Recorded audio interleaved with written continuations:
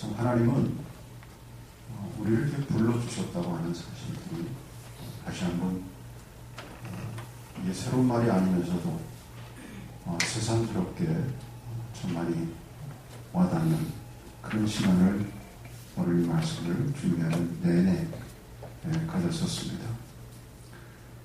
오늘을 살아가는 현대의 사람들이 참 힘들고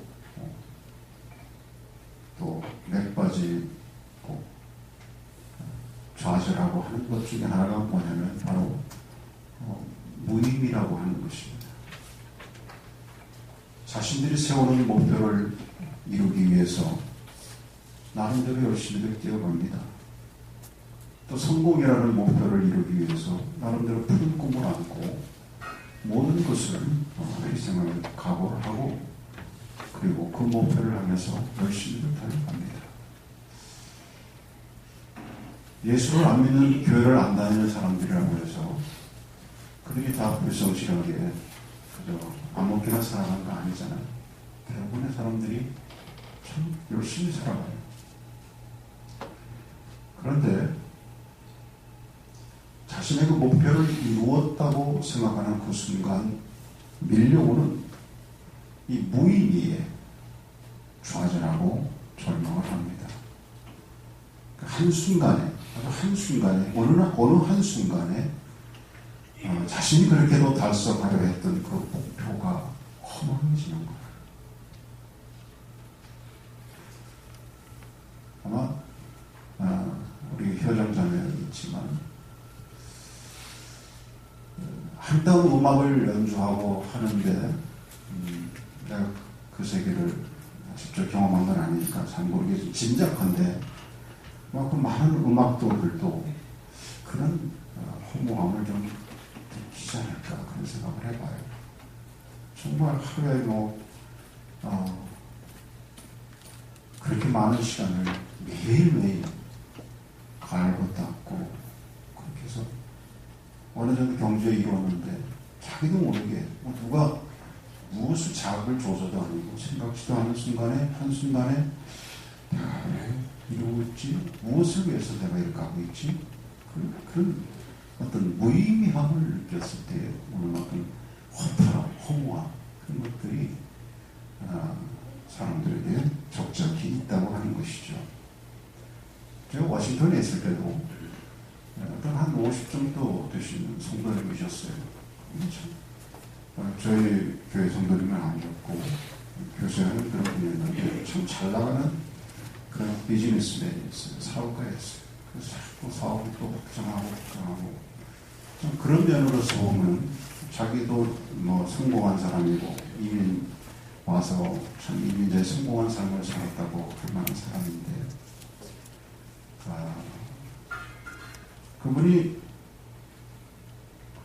자기 속마음을 어느 때 그때는 편안해서 그런 얘기 털어놓더라고요. 식사하는데 그러면서 하는 얘기가 정말 자기가 생각해도 많은 돈을 벌었고 또 나름대로 사업도 성공하고 그리고 자녀들도 나름대로 좋은 대학에 다 다니고 있게 되었다고 그렇게 말하면서 근데 어느 순간 자기도 모르게 지금 내가 무엇을 위해서 살아가고 있는가 정말 내가 가치 있는 인생을 살고 있는가 그 질문 앞에 한순간에 자기가 무너지는 그런 경험을 했다는 거예요. 그러면서 그렇게 되니까 자기가 붙잡고 살았던 모든 것들이 그야말로 모래 위에 쌓아놓은 그런 것과 같았다. 그래서 불면증에 시달리고 우울증이 막 찾아오고 걷잡을 수 없는 그런 것을 자기가 경험했노라고 그래요. 그러다가 참 자기가 자기를 어찌할 수 없는 그런 상황 속에 있었는데 그 한순간에 주님이 자기를 찾아오셔서 자기를 붙잡아줘서 자기 인생에 이렇게 땀 흘리고 나름대로 살아왔던 것이 무엇 때문이었는지 그 의미를 다시 한번 생각하고 오늘에 이르렀다고 하는 그런 얘기를 했었습니다. 오늘로 살아가는 많은 현대인들의 절규요 또 부르짖음이 그런 거예요. 많은 사람들이 그 삶의 의미를 열심히 땀 흘리고 살아올 때는 그 열심히 그리고 바쁘게 살았다고 하는 것 때문에 그걸 느낄 수가 없었어요. 그런 순간이. 그런데 뭔가 좀 순간적으로 바쁘게 살다가 자기에게 잠깐이라도 이렇게 포즈, 뭔가 이렇게 멈춰줄 수 있는 그런 순간은 그런 것들이 자기에게 찾아와서 그것 때문에 도대체 내가 왜 이러고 있는가 그런 것을 생각하게 된다는 것이죠. 경제적으로 나아졌습니다. 수입도 늘어났습니다. 또 문화적인 혜택 누리는 것도 높아졌는데 그런데 이상하게 그의 비율에 맞추어서 행복지수가 점점 높아져야 되는데 반대로 왜 행복지수는 낮아지고 있는 것입니까? 바로 말씀드린 대로 그 삶의 의미를 발견하지 못했기 때문이에요. 내가 무엇을 위해서 살고 있는지, 내가 존재하는 이유가 무엇인지를 깨닫지 못했기 때문입니다. 따라서 삶의 의미를 발견한다고 하는 것, 그건 참 대단히 우리가 살아가는 삶에서 중요한 것입니다. 그러니까 내가 존재하는 이유를 찾아야 하는 것입니다. 교회를 다니고 신앙생활을 해도 내가 존재하는 이유가 만약에 분명하지 않다고 하면 여전히 우리는 같은 고민에 빠질 수가 있다는 얘기입니다. 여러분이 아시는 유명한 퀴어케고르는 그래서 이렇게 표현합니다. 그것은 나 자신을 이해하는 것이고 하나님이 진정 내게 원하시는 것을 아는 것이다. 그것은 나에게 해당되는 참된 진리를 발견하는 것이고 내가 그것을 위해서라면 살기도 하고 죽을 수도 있는 그 사상을 찾는 것이다. 뭔가 나의 모든 것을 다 올인할 수 있는 그런 것을 찾는 것을 얘기했어요. 그게 뭐다? 그걸 한마디로 뭐라 그러겠어요? 소명입니다. 소명. calling. 영어의 다른 표현이 vocation이라는 단어도 비슷할 거예요. calling. 여러분 누군가 나를 불러주셨다.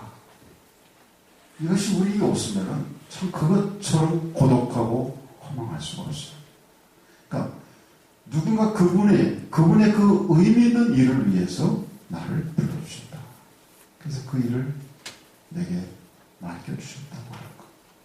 이것만큼 우리의 삶을 참 기쁘게 하고 의미 있게 하고 정말 에너지 넘치게 살아가게 하는 요소가 없다고 하는 것입니다.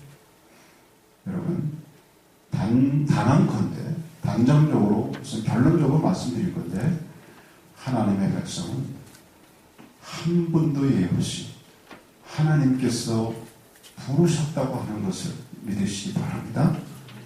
네. 여러분 누가 불렀어요? 누가 부르셨어요? 네, 크게 한번 하세요. 여러분 누가 부르셨어요? 네, 하나님께서 부르셨어요. 하나님께서 여러분을 콜링하셨어요. 네. 그냥 어쩌다 여러분들이 교회에 나와서 예배 드리고 있는 게 아니란 말이에요.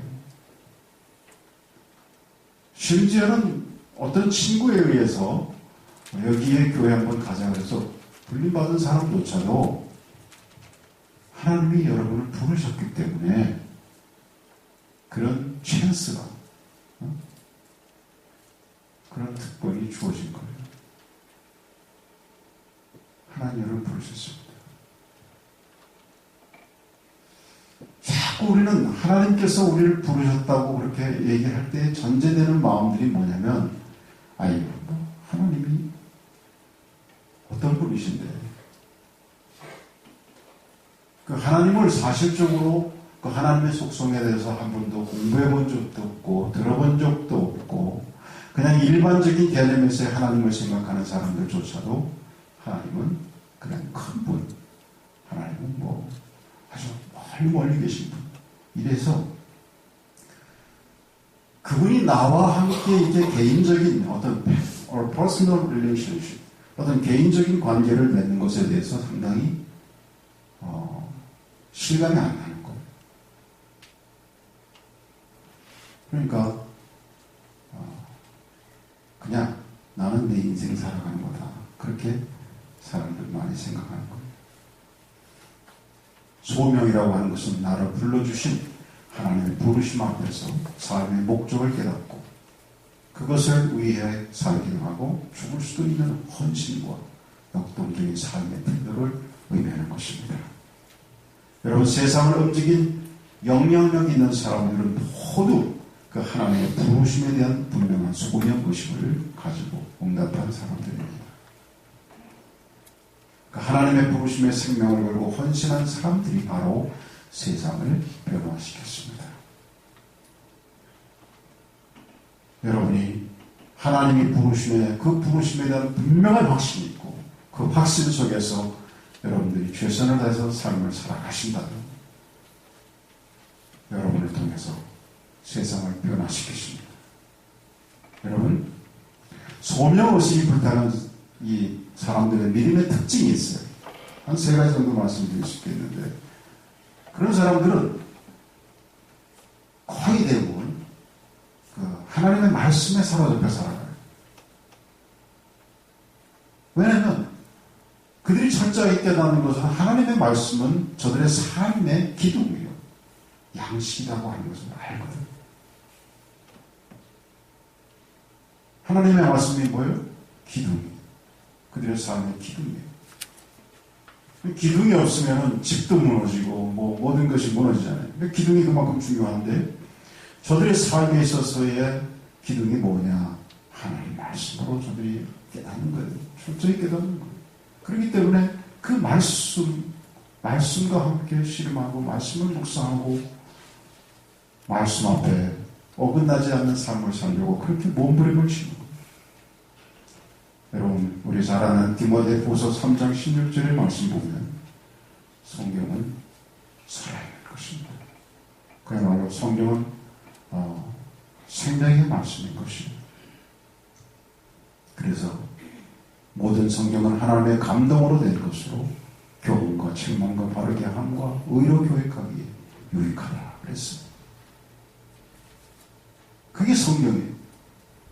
그래서 이 기둥과 같은 성경이 그들에게는 항상 너무나도 중요한 하나의 뼈대와 같은 그 삶을 지탱해주는 그런 것이기 때문에 말씀을 붙잡고 살아가는 거예요. 또 기둥인과 동시에 뭐예요? 양식. 어떤 그런 분이 있어요. 어떤 분을 보면 하나님의 말씀을 잘 얘기할 때 보면 잘 얘기하는 분이 있어요. 어디에 어떤 말씀 이렇게 하면서 얘기하면은 어떤 분이 그래요. 김 집사님은 어떻게 하나님 말씀을 갖다가 잊어버리지 않고 그냥 머릿속에 있어서 얘기하면 에베소서 얘기하면 로마서 얘기하면 에레미야서 그런지 모르겠다. 나는 성경을 아무리 성경을 이렇게 읽어도 자꾸 잊어버려서 언제 얘기할 때면 다 까먹는데 그분은 그렇게 하는지 모르겠다 그래요. 왜 그런지 아세요? 다 같이 성경을 매일매일 읽지 않아서 그렇다. 다시 한번 성경을 가끔 읽어서 그렇다. 그 매일매일 그렇게 얘기하시는 분들이 왜 그럴까? 예? 그분들이 이 굿 메모리라 그런 게 아니에요. 그분들도 잊어버리는데 매일매일 읽으니까 최근에 읽은 성경들은 안 잊어버리잖아요. 그러니까 안 잊어버리는 것 같고 자꾸 얘기하니까 그러니까 맨날 그냥 성경을 다 꿰고 있는 것 같으셔.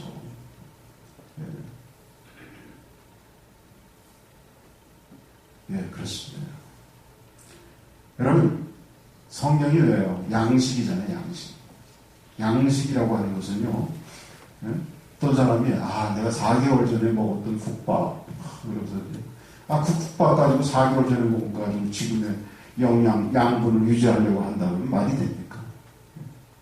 양식은 그때 먹으면 그때 양분을 끝나는 거예요. 계속 먹어야 돼요. 이것을 알기 때문에 이 소명에 불타는 사람들은 말씀을 붙잡아요. 항상 생명에 다하는 나는 말씀과 함께하는 거예요. 그리고 이 소명에 시키는 사람들은 자신의 의지를 복종시킵니다. 그러니까 자기 의지대로 살아가지 않고 항상 주님의 의지대로. 그래서 여러분 아시는 대로 사도 바울의 위대한 고백이 있잖아요. 갈라디아서 2장 20절. 내가 그리스도와 함께 십자가에 못 박혔다.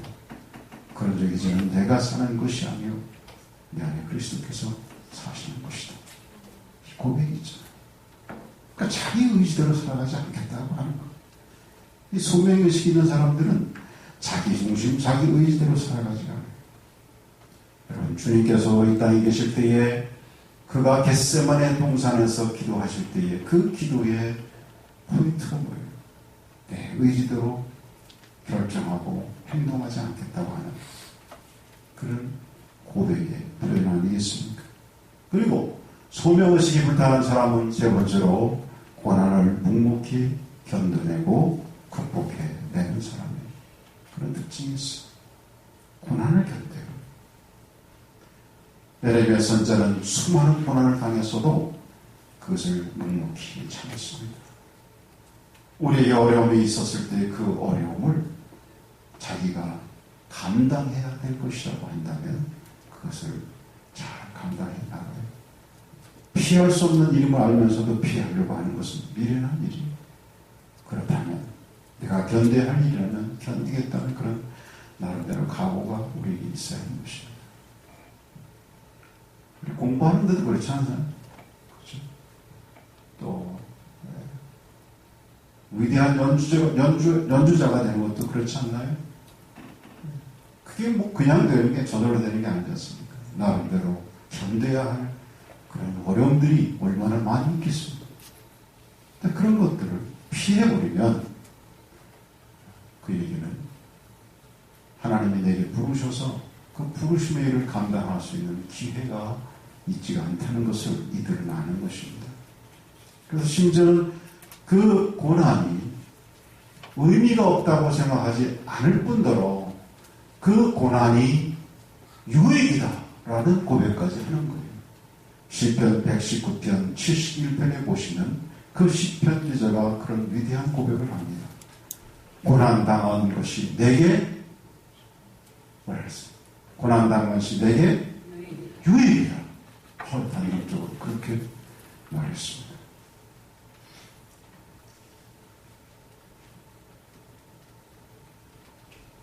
여러분, 성경에 많은 하나님께 부름받은 위대한 지도자들이 하나님께 칭찬받고 인정받던 우리 인물들이 바로 이와 같은 고난당하는 자의 어떤 믿음의 특징을 가졌던 인물들인 것을 우리가 기록을 합니다. 그렇다면 여러분, 많은 사람들이 삶의 의미를 발견하지 못하고 방황하는 이 세대 속에서 우리가 어떻게 하면 하나님의 부르심의 소명을 깨닫고 살아갈 수가 있을까? 첫째로 하나님이 나를 불러주셨다는 분명한 소명의식이 있어야 합니다. 네. 한번 다 같이 하십시다. 하나님께서 나를 분명히 부르셨다. 하나님께서 나를 부르셨다. 하나님께서 나를 부르셨다. 오늘 본문의 1절의 말씀 보시면 그러므로 주 안에서 갇힌 내가 너희를 권하노니 너희가 부르심을 입은 부름에 합당하게 행한다는 것입니다. 부르심을 입은 부름에 하나님이 불러주셨다는 사실, 그것이 축복인 것을 아는 거예요. 하나님 나를 불러주셨다. 여러분, 이 지구촌에 수십억의 인구가 있습니다. 그 수많은 인생들 가운데서 하나님께서 나를 불러주셨습니다. 나를 불러주셨는데 어떻게 불러주셨느냐? 저기 있는 사람, 그게 아니라 지명하여 불러주셨습니다. 어떻게? 지명하여 불러주셨어요. 실감이 안 나요, 여러분? 네? 얼떨떨해요? 하나님께서 나를 불러주셨다? 그냥 가상입니까? 그냥 제가 여러분 듣기 좋으라고 하는 얘기예요? 이것은 실제예요. 하나님은 그런 분이십니다. 여러분, 요한복음 15장 16절에서 예수님께서 우리에게 말하기, 너희가 나를 택한 것이 아니라 내가 너희를 택하여 세웠나니 그러셨어요. 택하여 세웠다. 이사야서 43장 1절에 보시면 야고와 너를 창조하신 여호와께서 이제 말씀하시느니라. 이스라엘아, 너를 조성하신 자가 이제 말씀하시느니라. 너는 두려워 말라. 내가 너를 구속하였고 내가 너를, 그 다음에 뭐라 그랬어요? 지명하여 불렀나니 너는 내 것이다. 그랬어요. 아멘. 맞잖아요. 지명했다. 불렀다. 그 수십억 가운데 내 이름을 불렀다고. 효정아, 그렇단 말이야. 야, 엄청난 거 아니에요? 예, 원빈아, 그렇단 말이에요. 이 엄청난 거 아니에요? 그분이 나를 보시다. 네. 우리는 이제 은혜교회 이제 새내기 멤버 그게 아니에요. 여러분, 교회라는 그 의미 자체가 그렇잖아요. 교회라는 말이 헬라어로 뭐죠? 예? 교회라는 말. 많이 하는 거라서 제가 물어보는 거예요. 에클레시아 그러잖아요. 에클레시아. 그죠? 24세기. 그 에클레시아라는 말의 의미가 뭐냐면 부르심을 받은 자다. 그런 의미예요. 부르심을 받은 자다. 그리고 하나님으로부터 거룩하게 구별하여 불러내신 백성들이 모여있는 공동체가 바로 교회입니다. 그러니까 우리가 주님의 교회에 나와서 이렇게 나와 있는 것 자체가 이게 어떤 의미를 갖고 있느냐. 하나님이 우리를 불러내신 거예요. 그것도 우리를 거룩하다고. 네? 거룩한 백성으로 구별해서 부르셔서 우리 그 멤버십을 주신 거예요. 그럼 기가 막히잖아요. 근데 우리는 멤버십을 하나님이 내게 주셨다고 하는 것과 내가 그만한 자격이 있는가를 자꾸 따지려고 그래요. 내가. 그건 차후의 얘기예요, 차후의. 사람들이 세상에서 어떤 사람이 무슨 클럽에, 아주 유명한 클럽에, 한국에서 좋은 클럽이 뭔가요? 라이언 클럽인가요? 뭔가요? 하여튼 그런 나름대로의 가려면 여러 가지 조건들이 물론 있어야 되지만, 그러나 일단 그 멤버십을 누가 주어졌다 이거예요.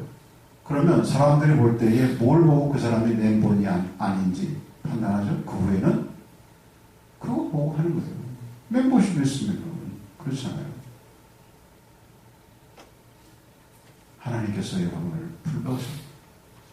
불러주셨다고 하는 사실, 이 소명의식이 우리 모든 믿는 사람들에게는 확실하게 있을 때에 우리는 이 땅을 참으로 소명자로서 살아가게 될 줄 믿습니다.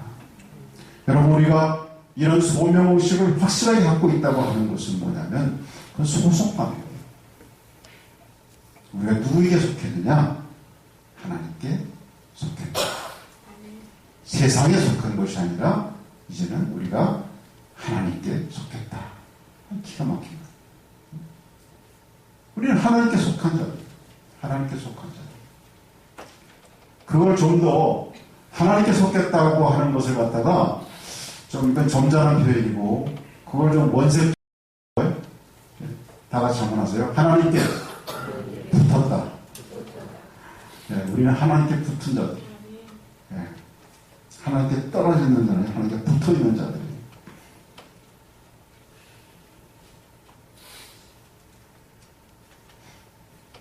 여러분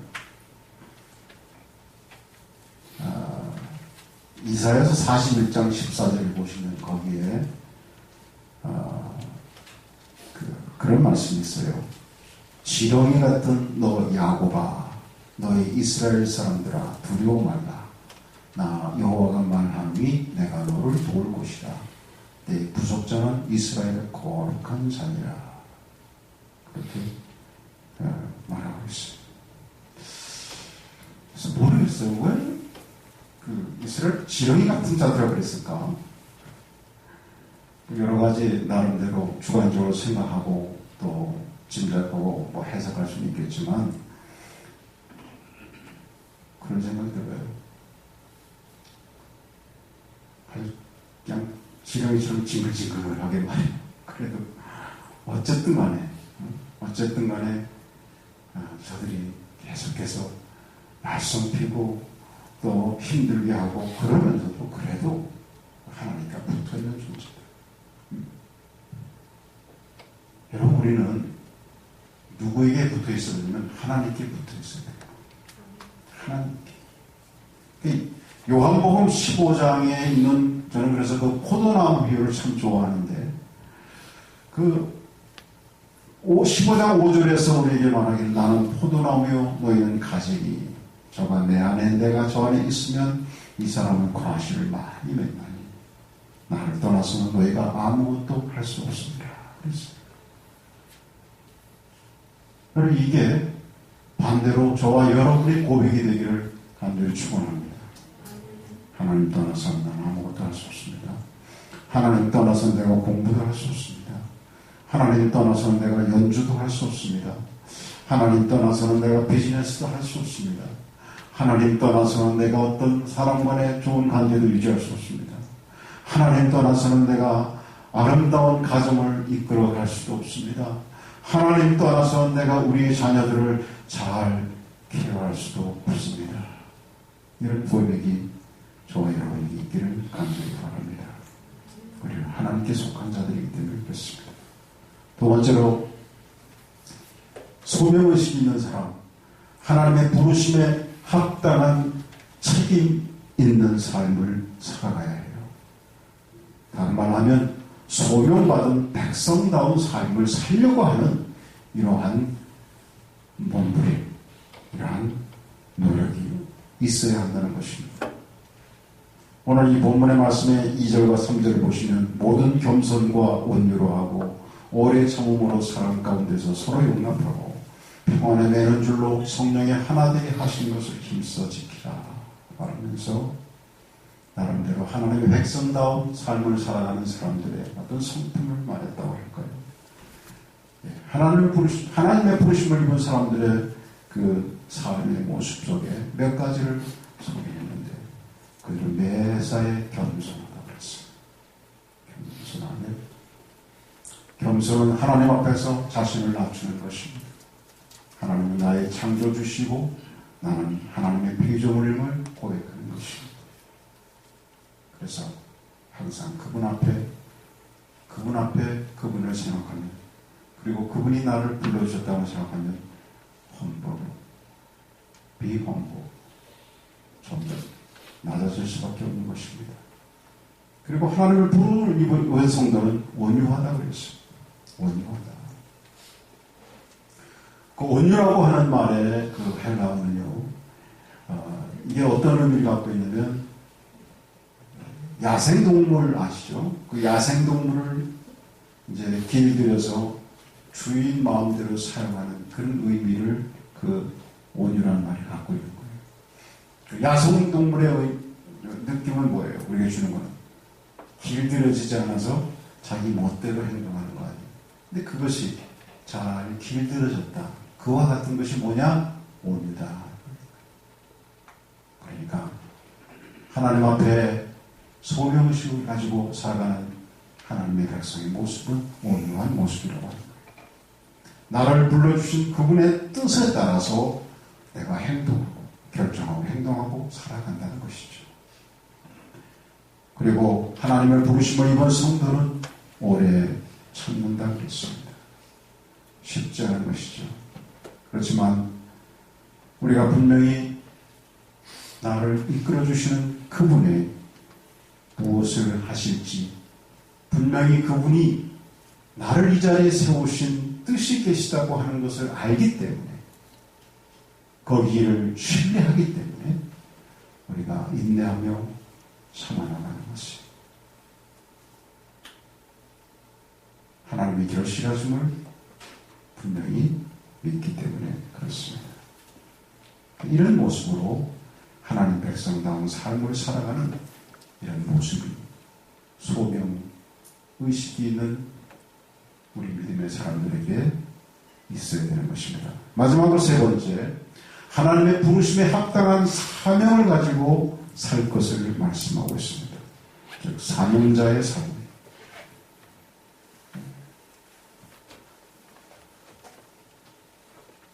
소명의식을 가진 사람다운 모습, 그런 모습으로 살아가는 우리에게서는 하나의 사명감을 가지고 이제 살아가는 것입니다.